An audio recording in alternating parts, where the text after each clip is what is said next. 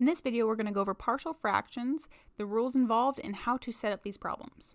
So the first rule using partial fractions is the power on your numerator can never be larger than the power of your denominator. So what this could look like is x cubed plus 1 all over x squared minus 2. If this ever occurs, you do need to long divide your denominator into your numerator. And then the second rule is they can never equal. So if I have x cubed plus 1 and then x cubed minus 2, once again you need to long divide. These cannot equal. So those are the only two rules involved, but let's get over to the setup and see how this works. So we're going to do a couple examples, and this will hold true for every problem. So it does not matter about your numerator. This will get replaced with its corresponding letter. So for our first example, we're going to go x times x minus 1 and then x squared minus 9. So how I like to visualize this is every single section of your denominator will get a letter. If you can simplify, you must simplify in order to split your letters. I'll explain what that means here in a little bit, but here is one section, here's another, and this will actually be turned to x minus 3 and then x plus 3. So that one got split, so I'm going to ignore that now. So here is a new section. So we have 4 total here. So what this looks like is x will be given a, x minus 1 will be given b, x minus 3 will be c, and then x plus 3 will be d. So what you're going to say is this equation will equal a over its corresponding denominator, which is x, plus b over x minus 1 plus c over x minus 3, and then plus d over x plus 3. So that is how you would set up this problem.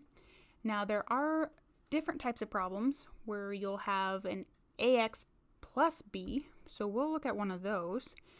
So what that would look like is if you have some number, again, over, numerator does not matter in this case, we'll say x squared times, let's still do our x squared plus 9. All right, same thing. Let's find their corresponding letters. Whenever you have a squared of anything, you must split that. So it's kind of weird, but this will be given 2 letters. This will be given a and b, and I'll show you what that looks like in a second. And we cannot simplify the sum of 2 perfect squares, so this will just be given c. However, because there are 2 in this case, x squared, and we cannot simplify, it's cx plus d. So whenever you cannot simplify a problem like this, you have to always add on the x and then plus the next letter. So this will equal a over x, because we're going to split the x squared, and it's kind of weird to get used to at first, but once you start seeing those squares, just remember to always add on the 2 terms for it. So a over x, b over x squared, and you might be asking why not b over x. It's just how these problems work. You have to do the x and then the x squared. And then our final term is the cx plus d, and this is divided by the x squared plus 9. So whenever you cannot break up, say a sum of 2 perfect squares in this case, you always have to add on the x and then the next letter. So cx plus d. All right, let's take a look at a couple different problems and see how to break these down. So we're going to do problem number 1, part A from the 7.4 section. So they want us to use partial fractions on 4 plus x, all divided by 1 plus a 2x multiplied by 3 minus x. Okay, so breaking these problems down, our numerator does not matter.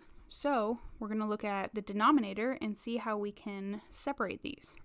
I cannot simplify either of these any more than they already are. So this section and this section are the two we're working with.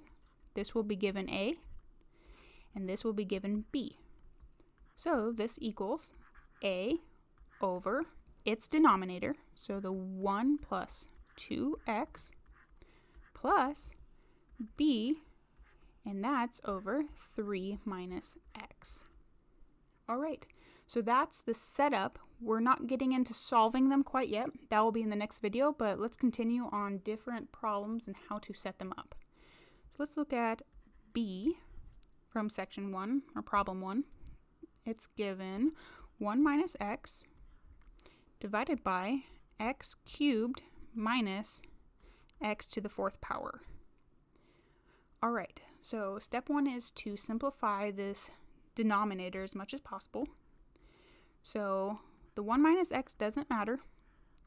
We're just going to copy it. I can pull out an x cubed here, so let's go ahead and do that. So x cubed, this is 1 minus x. All right, for this one, remembering that rule, if anything's squared or has a higher power than a square, you have to copy that term. So in this case, we have multiple terms. So we have 3 here, and this will be our A, our B, and our C. And then we have this term, which is D. Okay, so this simply looks like A over just 1x plus B over x squared plus C over our final x cubed. So now he's taken care of. And then our final term is D over 1 minus x. Perfect. So this one can be kind of weird because we had an x cubed, which gave us 2 extra terms, and that's how you set up that problem. We'll do a couple more here. So let's do number 2 and part A again. In this case, we are given x minus 6 all divided by x squared plus x minus 6. So the first step is to simplify this denominator. So this x minus 6 all over. We can simplify this, and we have an x, and a plus minus, which will mean I match my signs. And then let's see, a 3 and a 2 will do it. 3 and a 2. Okay, we're fully simplified here. Extend that. So now let's try to count how many terms we're going to have and what's their associated letter. So we have 1 here and another. So we'll only have 2 in this case because these are fully simplified. We have no extra terms with x squared, x cubed, nothing like that. So this will be given A and this will be given B. So this entire problem will equal A over its given denominator, x plus 3, plus B all over x minus 2. So that is how you set up these problems. In the next video, we will go over how to actually solve these, and there is a trick in setting up linear systems to solve for our given letters. But this is how we set up, and really watch for the rules because your powers will play a huge part in partial fractions. If you have any questions, please leave a comment and I'll do my best to answer all those. And until next time.